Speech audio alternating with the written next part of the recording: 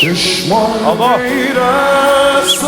کسی رو که نمیبینه آقا با شما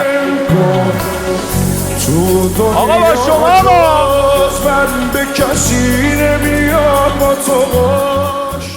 آقا چی شد؟ اتفاق افتاده؟ چی می‌خواستی بشه؟ 10 دقیقه است دارم صدات میکنم. دست تکون میدادی میومدم دیگه. کتفم در اومد انقدر دست تکون دادم. آروم صدا میزدی. خب اگه موسیقی زندتون بذاره جان در خدمتم. خدمت از ماست. دیگه دیر اومدی، ما میریم یه جای دیگه. فقط قبلش اینو بهت بگم اینا رو بده به مدیریت. بگو سفیر برندینگ ایزی کانکت اینجا بود. اینا رو برات طراحی کرده. هم کاربردی، هم شیک، هم با کلاس، هم پرستیژ رستورانتو میبره بالا. حالا چیه؟ اون پیجره وقتی مشتری فشارش میده، ساعت که تو دستت میبندی قشنگ بهت آلارم میده میز شماره چند صدات کرده که تو این شلوغی بوه صدای مشتری به گوشت بشنوه. اونم استند هوشمنده. وقتی گوشی رو میگیری جلوش منو میپره بالا، تمام مشخصاتش معلومه. اینجوری مشتریت نمیپره. عذرخواهی میکنم، حتما به مدیریت میگم.